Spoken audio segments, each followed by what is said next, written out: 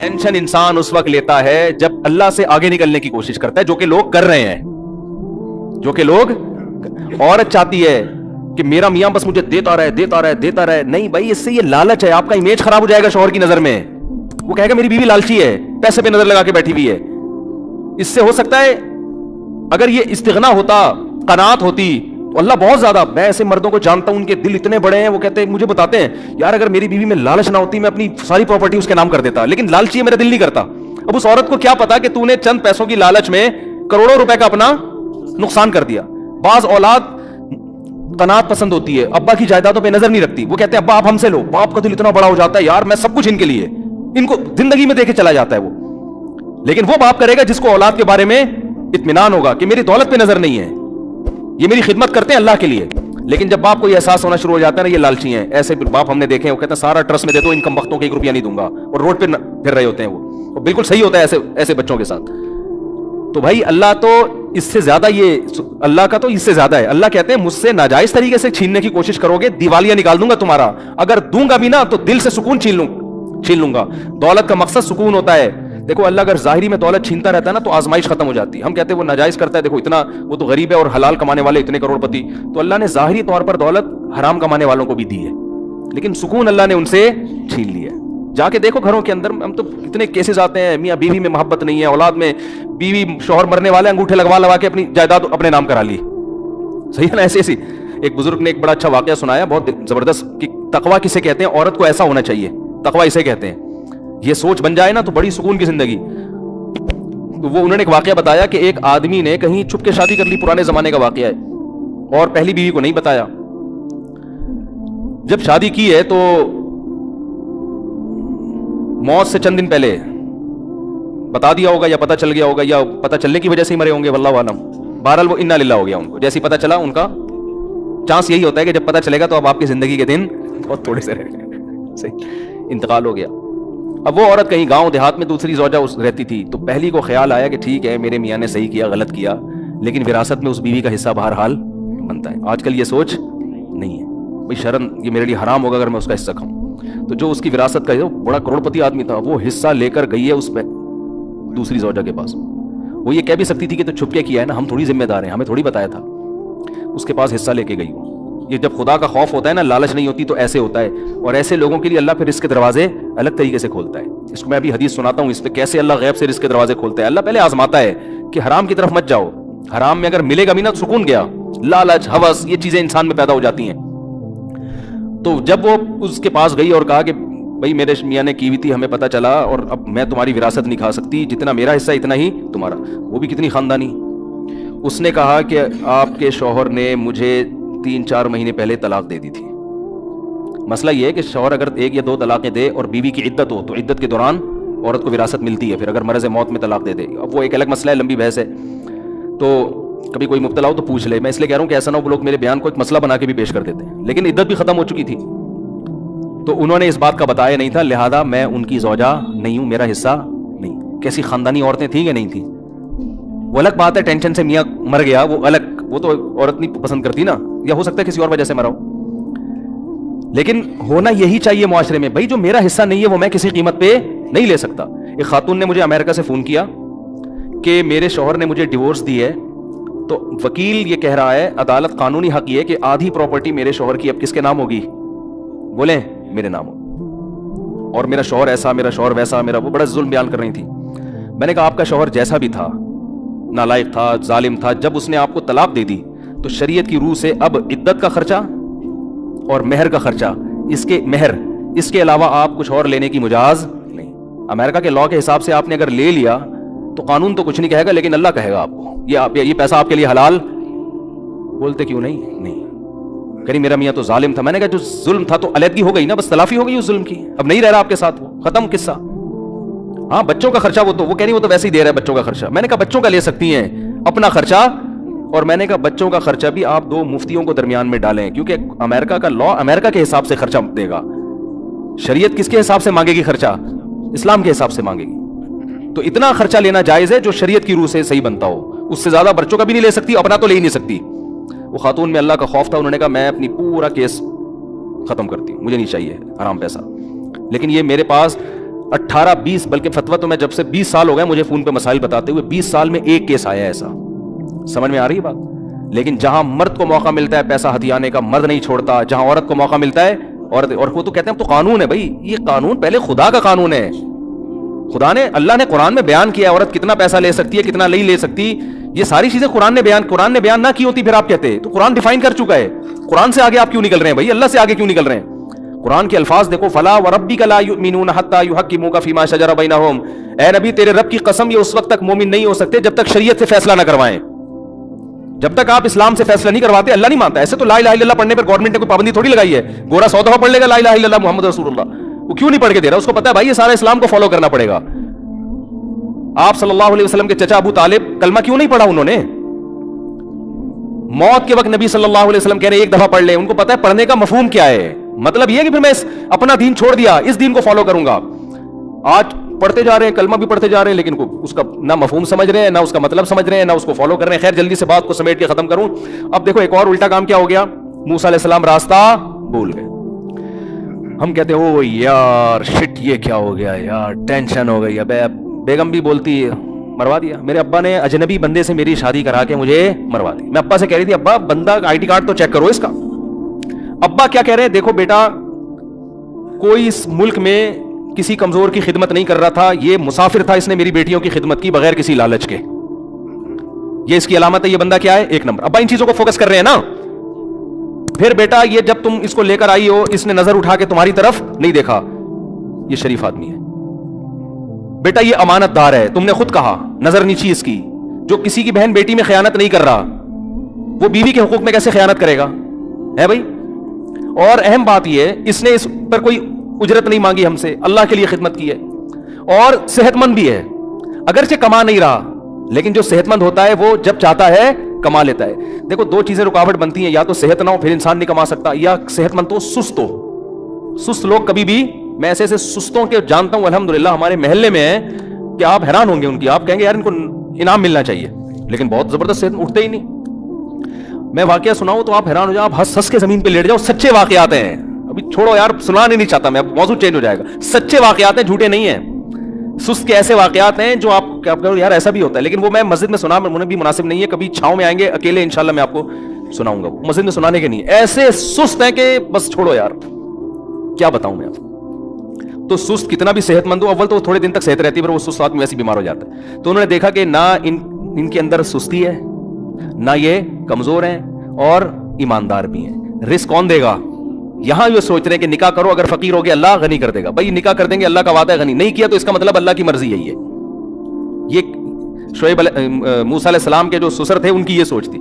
تو بیٹی بھی اللہ پہ توکل کر رہی ہے, نہیں کہہ رہی ہے ابا کیا اجنبی بندے سے شادی کرا دی, اب وہ لے کے جا رہے ہیں مصر, راستہ ہی بھول گئے, یہ تو بڑی مصیبت. وہ بھی صبر کر کے بیٹھی ہیں, بھائی میرے باپ کا انتخاب اچھا تھا, اب جو پریشانی آئے گی وہ کس کی طرف سے ہے؟ اللہ کی طرف, اسی میں خیر ہوگی. اور کمال کی بات جا کے نبوت ملی.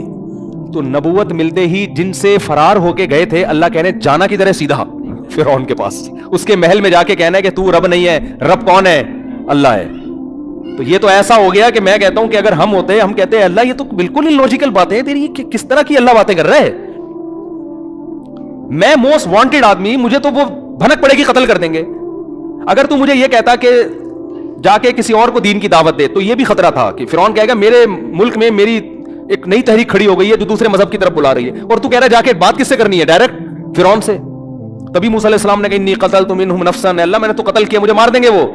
اور یہ ہے, اور پوری تقریر اللہ نے کہا کلا ہرگز نہیں, جانا پڑے گا تجھے, جانا پڑے گا, اور جا کے اس کو دعوت دینی پڑے گی. اور پھر اتنی آزمائشیں جب موسیٰ علیہ السلام گئے فرعون کو دعوت دی, جو کچھ آزمائشیں قرآن بیان کر رہا ہے. موسیٰ علیہ السلام بنی اسرائیل کو بھی تسلیاں دے رہے ہیں, اللہ کی مدد آئے گی, اللہ کی مدد آئے گی, ادھر بھی تسلیاں دے رہے ہیں. یہاں تک کہ قرآن کہتا ہے بنی اسرائیل پر اور مصیبتیں شروع کر دی فرعون نے, اور عذاب شروع ہو گئے. یہاں تک کہ بنی اسرائیلی جو حضرت موسیٰ کو پیغمبر مانتے تھے, معجزے دیکھ چکے تھے, کہنے لگے اوذینا من قبل ان تأتینا ومن بعد ما جئتنا, اے موسیٰ تیرے آنے سے ہمیں کوئی فائدہ نہیں ہوا, تیرے آنے سے پہلے بھی عذاب میں اور تیرے آنے کے بعد بھی ہم عذاب میں ہیں. اور حضرت موسیٰ کیا تسلی دے رہے ہیں, عسیٰ ربکم ان یہلک अदुव्वकुम, उम्मीद रखो अल्लाह तुम्हारे दुश्मन को हलाक करेगा। ये जो इतने सारी नाकामियां अल्लाह पैदा कर रहा है, नाकाम करने के लिए नहीं। अगर अल्लाह हमें नाकाम करने के लिए कर रहा है, इसका मतलब अल्लाह की नजर में फिरौन बड़ा है और हम अल्लाह की नजर में छोटे। तो फिरौन कैसे बड़ा हो सकता है? वो तो अय्याश है, वो तो जालिम है। ये तवक्कुल चाहिए अल्लाह को अपने बंदों से। बात समझ में आ रही है कि नहीं आ रही है? और ये तवक्कुल हमें अल्लाह को चाहिए निजी जिंदगी में भी, दफ्तरों में भी, घरों में भी, कारोबार में भी, मस्जिदों में भी, हर जगह ये वाला तवक्कुल अल्लाह को हमसे चाहिए कि तुमने काम पूरा करना है, नतीजा किस पे छोड़ना है? अल्लाह पे। गलत भी हो रहा है तो बस सही हो रहा है। समझ में नहीं आ रही मेरा ख्याल है बात? गलत भी हो रहा है तो सही हो रहा है बस, फिर सुकून भी मिलेगा, फिर सही भी होना शुरू हो जाएगा, वरना गलत ही होता रहेगा। और अगर आपने अल्लाह को राजी नहीं किया हुआ ना, फिर अल्लाह की कसम उठा के कहता हूं कि अगर सही भी हो रहा है तो क्या हो रहा है? गलत हो रहा है। यह आपकी खुशफहमी है कि सही हो रहा है? यह आपकी खुश। देखो, जब किसी दुश्मन को आपने बुलाया, आपके दुश्मन ने आपको बुलाया, आपको नहीं पता था कि ये मेरा दुश्मन है, उस वक्त आपको मालूम नहीं था। लोग बता रहे हैं तुम्हारा दुश्मन है, आपको नहीं पता। आप कह रहे हो नहीं यार ये तो मेरा दोस्त है, उसने रसगुल्लों का डब्बा सामने लाके रख दिया, आपने 3 रसगुल्ले खा लिए। बाद में किसी ने साबित कर दिया कि ये कौन था? आपका दुश्मन। आप फौरन उल्टी की गोलियां खाओगे, यार ये रसगुल्ले निकालो, ये इतना बड़ा दुश्मन है, ये तो मुझे कत्ल करने के लिए तलाश कर रहा था। आपको उन रसगुल्लों से बू आना शुरू हो जाएगी, खौफ आना शुरू हो जाएगा। जो अल्लाह वाले लोग होते हैं ना, गुनाह करने के बाद अगर उनको इज्जतें मिलें, पैसे मिलें, गुनाह भी हो रहे हैं फिर भी सब कुछ मिल रहा है, वो उस पैसे से, इज्जत से कभी खुश नहीं होते। कहते हैं अल्लाह कोई मुझे बड़ी तबाही में डालना चाह रहा है। क्योंकि मूसा अलैहिस्सलाम जब फिरौन को दावत दी है तो फिरौन की तरक्की का ग्राफ कम के बजाय और ऊपर जाना शुरू, और बनी इसराइल पर जुल्म का ग्राफ वो भी ऊपर जाना शुरू, यानी वो और तनज़्ज़ुल की तरफ जाना शुरू हो गए। लेकिन मूसा अलैहिस्सलाम तसल्लियां दे रहे हैं कि सब्र करो, अल्लाह तुम्हें हुकूमत देगा। इन्नल अर्दा लिल्लाही, देखो जमीन अल्लाह की है, यरिसुहा मन यशा यूरिसुहा मन यशा, इन्नल अर्दा लिल्लाही यरिसुहा मन यशा, जिसको चाहता है वारिस बनाता है। तो ये तवक्कुल अल्लाह हमसे चाहते हैं। बात, मेरा बयान शुरू कहां से हुआ था? ये कहां चला गया बयान? अच्छा, फिर आखिर में मूसा अलैहिस्सलाम को देखो ना, फिर अल्लाह ने हजरत मूसा की मदद आ गई और अल्लाह ने कहा कि बनी इसराइल से कहें कि मिस्र से निकल जाए। अब थोड़ा बनी इसराइल को सुकून मिला, भाई अब इंतजाम हो गया, अब हम निकल के कहीं जाएंगे, हंसी खुशी जिंदगी गुजारेंगे। लेकिन यहां फिर कामयाबी में नाकामी। इधर निकले, फिरौन को पता चल गया। अब बनी इसराइल कह सकते थे कि ये ले भाई, अल्लाह तू कैसी दुआएं कबूल कर रही है? ये तो समझ में आने वाली बात है नहीं। थोड़ी सी राहत मिली थी, थोड़ा सुकून मिला, अब दोबारा। और फिर ऐसा फिरौन को पता चला, रातों रात उसने अपने पूरे मिस्रियों को निकाला है और बनी इसराइल के पीछे चलाया, और बनी इसराइल आगे आगे और फिरौन का लश्कर पीछे पीछे। शायद थोड़ी सी उम्मीद थी, 1% चांस था बनी इसराइल को ये ख्याल हो कि हमारी स्पीड फिरौन की स्पीड से क्या है, ज्यादा तेज है। शायद अल्लाह इस तरह से बचाना चाहता हो कि हमारी स्पीड बढ़ा दे। लेकिन आगे क्या है? रास्ता बुला दिया। वही हुआ जो कोई तूर पे हुआ था, रास्ता अल्लाह ने बुला दिया। आगे पानी है। अब बनी इसराइल ने कहा मूसा इन्ना लमुदरकून, पकड़े गए। असल में कहना चाह रहे थे मरवा दिया, पहले तो कम से कम कुछ तो जिंदगी खाने को रोट, अब तो ये पकड़ के ऐसा मारेगा। मूसा अलैहिस्सलाम क्या कह रहे हैं? कल्ला, हरगिज़, इन्ना मई रब्बी, मेरे साथ कौन है? रब। हजरत मूसा ने यहां ये नहीं कहा हम सब के साथ रब है। देखो नबी सल्लल्लाहु अलैहि वसल्लम के साथ जब हजरत अबू बकर थे, दुश्मन ने घेरा गार में, तो आपने अबू बकर को फरमाया ला तहज़न इन्नल्लाह माना, गम ना करो, हम हमारे साथ कौन है? अल्लाह है, मेरे साथ भी है, तुम्हारी भी मदद करेगा। इधर मूसा अलैहिस्सलाम को जब बनी इसराइल ने कहा फंस गए, तो मूसा अलैहिस्सलाम ने ये नहीं कहा हमारे साथ रब है, कहा मेरे साथ कौन है? रब। उलमा ने नुक्ता लिखा है कि मूसा अलैहिस्सलाम को यकीन नहीं था कि ये कौम बचेगी, क्योंकि देख रही है कि इतने मोजज़े देख लिए, अल्लाह हर मुश्किल से निकालता है, तो अब भी निकालेगा, तवक्कुल करो। अब भी क्या कह रहे हैं? मारे गए। तो इसलिए मूसा अलैहिस्सलाम को डर ये था कि अल्लाह ने तो बचाने के वादे किए हुए, लेकिन इनकी हमाकतों की वजह से कहीं अल्लाह ऐसा ना हो कि इनको यही खत्म कर दे। तो कह रहे हैं मुझे अल्लाह बचाएगा, तुम्हारी कोई गारंटी नहीं है, तुम्हारी हरकतें ऐसी हैं। लेकिन अल्लाह ने बचाया, और जाहिर अल्लाह ने इसलिए बचाया कि मूसा अलैहिस्सलाम को तो अल्लाह ने बनी इसराइल के लिए रखा हुआ था ना। वो जैसे वो गवाह मूसा अलैहिस्सलाम लेकर गए थे कोही तूर पे, बनी इसराइलियों ने कहा था हम जब तक अल्लाह को अपनी आंखों से ना देख लें, तौरात उतरते हुए ना देख लें, हम ईमान नहीं लेकर आएंगे। तो 70 आदमी मूसा अलैहिस्सलाम गवाह के तौर पे ले गए। तो उन गवाहों ने जब तौरात अपने आंखों से देख ली तो कहने लगे हम अल्लाह को भी देखेंगे। हजरत मूसा को गुस्सा आया और अल्लाह का भी गजब आया, अल्लाह ने उन 70 के 70 को मौत दे दी। कितने नालायक। तो मूसा अलैहिस्सलाम ने कहा अल्लाह जो गवाह थे उनका तो सबका इन्ना लिल्लाह हो गया है, मेरी कौम तो कहेगी कि ये तो गवाही मरवा के आ गए भाई, ये तो और मुझे। फिर अल्लाह ने दोबारा जिंदा किया, उन 70 को अल्लाह ने موسیٰ علیہ السلام, کس سے پتہ چلتا ہے نبی کا وجود کتنی بڑی رحمت ہے. تو بعض دفعہ اللہ بنی اسرائیل کی پرواہ نہیں کر رہے ہیں, اللہ موسیٰ کلیم اللہ کی پرواہ کر رہے ہیں کہ اپنے پیغمبر کو میں اتنی ٹینشن میں نہ ڈالوں, تو چلو ان کو عذاب میں مار دیا, دوبارہ زندہ کرو, ٹھیک ہے نا, چلو بھائی جاؤ دوبارہ جا کے گواہی دو. انہوں نے جا کے گواہی دی, پھر جا کے ہاں بھائی یہ وہی تو ہم نے خود دیکھا ہے پہاڑ پہ جو ہے نا اترتے ہوئے, یہ تورات ہے, یہ موسیٰ علیہ السلام نے کہیں چھپے ہوئی تختیاں نہیں رکھی ہوئی تھی, ہم نے خود اترتے ہوئے دیکھی ہیں, جا کے گواہی دی. تو ان تمام باتوں سے پتہ چلتا ہے بھائی مسلمان کا لائف اسٹائل اور غیر مسلم کے لائف اسٹائل میں زمین آسمان کا فرق ہے. غیر مسلم کیلکولیٹر پہ یقین کرتا ہے, وہ کہتا ہے اتنے پیسے بینک میں, ڈبل روٹی کی قیمت اتنی ہو گئی ہے, اور انڈے اتنے روپے کے ہو گئے ہیں, 2 بچے ہی اچھے. آئی بات سمجھ میں؟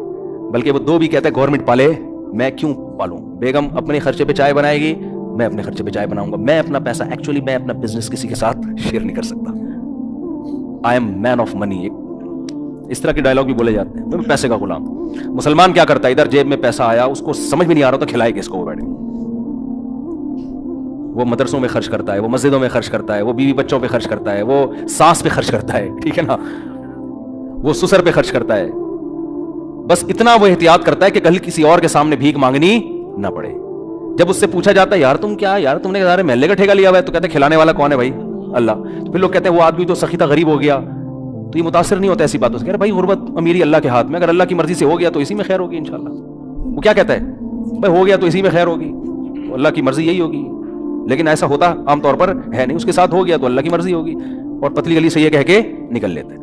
اور جو لبرل لوگ ہیں نا, جو مذہب کو نہیں مانتے, کیلکولیشن, ٹینشن, اتنی دولتیں لوگوں نے اکٹھی کی ہوئی ہیں, اتنی دولتیں, اور پھر میرے یعنی واقعات آتے ہیں نا, یار تمہارے 1 کروڑ ڈوب گیا تو تم ٹینشن میں کس بات, تمہارے پاس 20 کروڑ رکھے ہوئے ہیں, کیا ہو گیا. 1 کروڑ ڈوب گیا تو ناشتہ تو کر رہے ہو نا, پراٹھے تو کھا رہے ہو اسی طریقے سے, دوپہر کھانا بھی کھا رہے ہو, رات کھانا بھی کھا رہے ہو, تو ہٹے کٹے فٹ فاٹ تو ڈوبنے سے کوئی کچھ کمی تو نہیں آ رہی نا باڈی میں, ویسے ہی فٹ فاٹ ماشاءاللہ. لوگ پتہ کیا کہتے ہیں, بس آخری بات بیان کر کے بیان ختم کرتا ہوں. لوگ کہتے ہیں یار بیگم تو اسی لائف اسٹائل کی عادی ہو گئی ہے نا, بزنس میں لاس ہو گیا تو بیگم کو کیسے کھلائیں. یہ بہت بڑا مسئلہ ہے میرڈ آدمی کے لیے, کہ کاروبار میں لاس ہو گیا ہے, ہمارا اب لائف اسٹائل کو اب تھوڑا سا نیچے آ گیا, بچے اسی کے عادی ہو چکے ہیں, اب میں ویسا کھلا نہیں سکتا, اب ٹینشن ہو رہی ہے. کوئی ٹینشن لینے کی ضرورت نہیں, بیگم صاحب کو بتا دیں, بیگم صاحب اب میں یہ کھلا سکتا ہوں, آپ نے رہنا ہے رہیں, نہیں تو پتلی گلی سے. بھائی اب میں چوری تو نہیں کروں گا نا, رسک کس کے ہاتھ میں, اللہ کے ہاتھ. میری جو محنت ہے وہ میں کر رہا ہوں بھائی, مجھ سے جو ہو سک رہا ہے وہ میں نہیں کر رہا ہوتا, پھر تانے بھی بنتے ہیں, پھر خلا بھی بنتا ہے, پھر طلاق بھی بنتی ہے, پھر چترول بھی بنتے ہیں, سب کچھ بنتا ہے, سالوں سے پٹوانا بھی بنتا ہے. لیکن میرے بس میں نہیں ہے, رزق اللہ کے ہاتھ میں ہے. تو یہ ہے, تو میں بھی سوکھی روٹی کھا رہا ہوں, اور ہمارے نبی بھی جو ہے نا فاقہ ہوتا ہے تو ہم بھی فاقہ, آج پیر کے دن روزہ رکھتے ہیں, تو یہ تم بھی سحری میں 2 پاپے کھا لینا, میں بھی کھا لوں گا.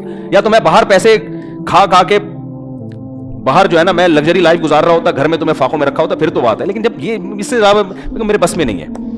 اب کیا ہوتا ہے کہ بیگم جائے گی, بچے کہیں گے ایسے ہوگا, تو بولو بھائی میں نے اللہ کے لیے پیدا ہوا, بھی بچوں کے لیے میں پیدا ہوا ہی نہیں. Both are made for each other ہے ہی نہیں, یہ جملہ ہی غلط تھا, یہ میں نے تمہیں صرف پٹانے کے لیے کہا تھا شادی کے موقع پہ. یہ پٹانے کے لیے کہتے ہیں نا, we both are made for each other. وہ بھی کہتی ہے, وہ کیا ایک بڑا اچھا سا جملہ ہے, خیر وہ بھی کہتی ہے ہم بھی اسی لیے بنے ہیں. تو بیگم وہ تو پٹانے کے لیے بناتا ہے, لیکن میں اللہ کے لیے بنا ہوں, مجھے اللہ کو خوش کرنا ہے. اللہ نے کہا ان چیزوں میں ٹینشن نہ لو, ٹینشن صرف آخرت کی رکھو, اس کے علاوہ بیگم میرے ویسے سر کے بال ختم ہو چکے ہیں, ٹینشن لینے کی عمر نہیں ہے. جو کھلا دیا پلا دیا اس پہ اللہ کا شکر ادا کرو, اسی میں گزارا کرنا ہے تو کرو, ورنہ آپ پتلی گلی سے جا سکتی. شریف خاندان کی اچھی ہوگی گزارا کرے گی, نہیں ہوگی تو چلی جائے گی, تو خوشی خوشی. لوگ کہتے ہیں پھر لوگ تانا دیں گے, ابے تو بھائی لوگوں کی پرواہ بالکل نہ کرو. 100 سال پہلے بہت سے لوگ ایسے تھے جن کو بڑی گندی گالیاں پڑا کرتی تھی, گالیاں دینے والے بھی قبروں میں, اور جن کو دی جا رہی تھی وہ بھی کہاں. نہ عزت کرنے والا رہے گا, نہ جس کی عزت کی جا رہی ہے وہ رہے گا, نہ ذلیل کرنے والا رہے گا, نہ جس کو ذلیل کیا جا رہا ہے وہ رہے گا. سب تھوڑے دنوں کی کہانی, ختم, فنش. نئی نسل آئے گی, اللہ کہے گا اس کے عمل کو اللہ دیکھے گا, اور فرشتے فائلیں لپیٹ کے چلے جائیں گے. آخرت میں پتہ چلے گا کون عزت دار تھا اور کون ناکام تھا, یہ آخرت میں پتہ چلے گا. تو فیملی میٹر میں بھی نا وہ دیکھا کرو کہ میرے بس میں کیا ہے. جو چیز بس میں نہیں ہے اس کی کبھی ٹینشن نہیں لینی ہے. یہ آپ کے بس میں نہیں ہے رزق بڑھانا بھائی, یہ اللہ کے ہاتھ میں ہے. جو آپ کے بس میں اس میں سستی نہ کرو. آپ بڑھ جائے ٹھیک ہے, نہیں بڑھے بھائی اسی پہ ہم خوش ہیں یار, اللہ اسی پہ راضی ہے, بس ٹھیک, کوئی بات نہیں. گولے گنڈے بیچیں گے ہم تھوڑے دنوں میں, کوئی مسئلہ نہیں. دمبوں کا کاروبار کریں گے. تو بیگم کو بھی بتانا, میرڈ آدمی کے لیے نہیں بڑا مسئلہ ہوتا ہے. باپ سے تانے مل رہے ہیں, بے کماتا کیوں نہیں ہے, ماں سے تانے مل, اماں کو بتا دو اماں میرے بس میں یہی ہے, میں اس سے زیادہ نہیں کما سکتا, ایکچولی میں نہیں کما سکتا اس سے زیادہ, تو آپ مجھے رکھنا ہے رکھیں, نہیں تو آپ مجھے گھر سے نکال دیں. گھر سے نکل کے جائے گا کہاں, فٹ پاتھ پہ سو جائے جا کے, 2-3 दिन नींद नहीं आएगी, फिर आना शुरू हो जाएगी। इतना खुदा की कसम मजा आएगा ना पैसे वापस क्योंकि मकसद आखिरत है, वही है ही नहीं। और फिर जो पैसा आएगा उसमें मजा भी बहुत आएगा, क्योंकि आप जहनी तौर पर तैयार हो कि अल्लाह मेरी जरूरत सिर्फ 2 वक्त की रोटी है। अब जो अल्लाह बंगला देगा, गाड़ियां देगा, तो आदमी कहेगा अल्लाह मैं ना इसका मुस्तहिक हूं, ना मुझे जरूरत है, तो खिलाया जा रहा है। और मैं ऐसे लोगों को भी जानता हूं अल्हम्दुलिल्लाह। एक मेरे पास आके कहते हैं हजरत समझ में नहीं आ रहा, इतना पैसा आ रहा है, समझ में नहीं आ रहा, हम तो ना नेक हैं इतने, और ना जनाब हमने कोई इतनी मेहनत की है, क्या करें? मैं कहता हूं शुक्र अदा करो भाई अल्लाह का, और क्या करो, और नेक बनने की भी कोशिश करो, अगर नहीं हो तो है ना, शुक्र अदा करो अल्लाह का। ऐसे लोग भी हैं और ऐसे भी हैं, जितना मर्जी कमा लो, हाय पैसे ही नहीं है, हाय खर्चे नहीं हो रहे, हाय ये नहीं हो रहा, हाय वो नहीं हो रहा, तो हाय हाय हाय में एक दिन जनाजा उठेगा और बिल आखिर कब्र में बच्चे फेंक के आ जाएंगे, और फिर भूल जाते हैं। 2-4 दिन बाद बच्चे याद नहीं रखते, तो महल्ले वाले कहां से याद रखेंगे भाई? और याद रख भी लेंगे तो आपको उसे याद रखने का फायदा क्या है? तो असल हदफ क्या है? आखिरत। हजरत हकीमुल उम्मा मौलाना शरफ अली थानवी रहमहुल्लाह फरमाया करते थे कि दीनदारी का जो दर्जा अल्लाह हम सबसे चाहते हैं ना, वो ये है कि अल्लाह की रिजा में अपने आप को इंसान फना कर दे। बस जैसा अल्लाह चाह रहा है वैसा ही होगा। अल्लाह चाह रहा है आपको गरीब रखना, मैं इस गुर्बत पे राजी हूँ। अल्लाह चाह रहा है अमीर रखना, मैं अमीरी पे। हजरत हसन बड़े मालदार थे, बहुत दौलत थी, तो किसी ने उनसे कहा कि नबी सल्लल्लाहु अलैहि वसल्लम तो गरीब थे, आपके नाना, आपके पास इतनी दौलत। उन्होंने कहा अल्लाह अगर दौलत चाह रहा है तो मैं इस पे राजी हूँ, ठीक है ना। बाज लोग खाम में तकल्लुफ करते हैं ना, एक्चुअली मेरे पास इतना पैसा आ गया, इतनी टेंशन है मुझे, मैं तो गुर्बत की जिंदगी चाह, लेकिन क्या करूं, लोग हदिये दे के चले जाते हैं, तो बिल आखिर मुझे निहारी मगज डाल के खानी पड़ जाती है। आई बात समझे? बाज लोग बुजुर्ग होते हैं, खा बहुत अच्छा रहे होते हैं, जब नेक लोग होते हैं, खा बहुत अच्छा, गाड़ियां बहुत अच्छी, तो जब लोग कहते हैं कि आप इतनी लग्जरी लाइफ स्टाइल, एक्चुअली वो क्या करें यार, मजबूरी है। भाई बोलो है ना, अल्लाह का फजल है यार। जब अल्लाह अच्छी गाड़ी दे रहा है, अच्छा लग्जरी लाइफ है, तो तेरे को तकलीफ क्यों हो रही है? मैं निहारी अपने खर्चे पे खा रहा हूं ना, कल मैंने निहारी खाई है, मगज निहारी इसलिए मुझे याद है हकीकत है, तो अपने खर्चे पे खा रहा हूं ना मैं। अच्छा मैंने तो अपने खर्चे पे ही नीयत थी, लेकिन वो उसने पैसे लिए नहीं। वो कहेगा अपने खर्चे भी नहीं खाई मुफ्ती साहब, ऐसा नहीं करो, बयान सब सुन रहे होते हैं ना, लेकिन मेरी नीयत अल्लाह की कसम अपने खर्चे पे ही थी। वो उस बंदा जानने वाला निकला, उसने लिए नहीं पैसे, तो इस पे भी आपको तकलीफ नहीं होनी चाहिए। अगर वो नहीं ले रहा, एक बंदा मौलवी को फ्री में खिला रहा है, तो अल्लाह खिला रहा है इसका मतलब है, तो आपको इस पे भी तकलीफ नहीं होनी चाहिए। हर चीज पे टेंशन उठा रहे हैं लोग सही है ना।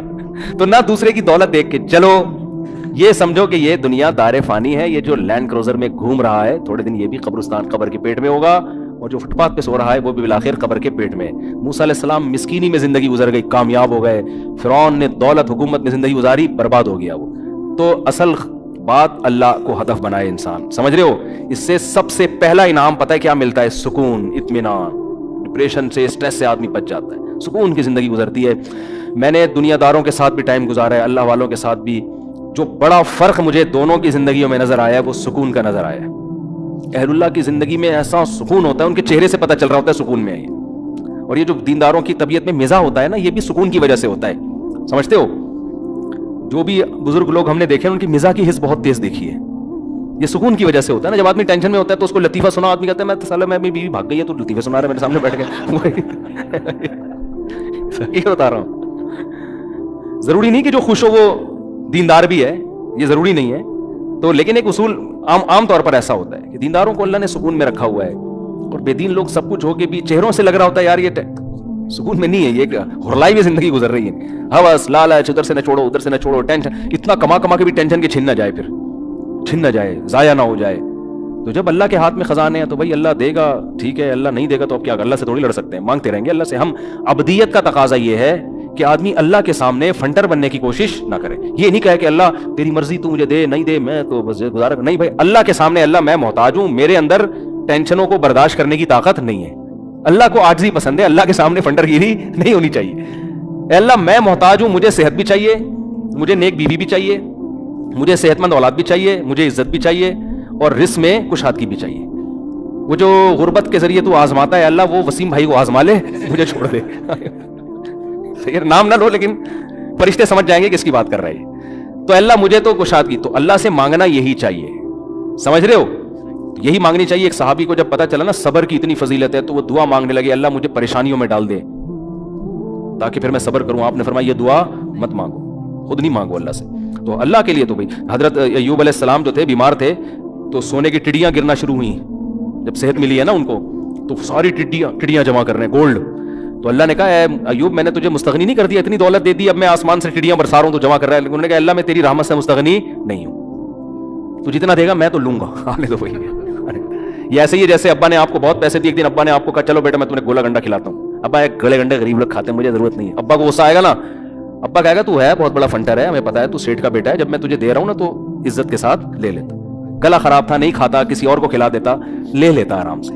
سمجھتے ہو کہ نہیں سمجھتے؟ تو اللہ بھی چاہتے ہیں کہ ہم تو ویسے ہی محتاج ہے نا اللہ کے, تو اللہ ہمیں تو سکون کی زندگی چاہیے, ہمارے گناہوں کی سزا نہ ہمیں دنیا میں چاہیے نہ ہمیں آخرت میں چاہیے, ہمیں تو بس معافی چاہیے. یہ اللہ سے مانگو تو اللہ کرے گا بھی انشاءاللہ. ایسے ہی بہت کم اللہ آزماتا ہے, بہت کم لوگوں کو, اور ہمیں تو آزمائش کی طاقت ہی نہیں ہے. بس اللہ سے, اور کبھی کوئی گناہ ہو جائے فوراً توبہ کرو, معاف کر دے اللہ, نہ دنیا میں انتقام لے نہ ہم سے آخرت میں, تو ہمیں بس معاف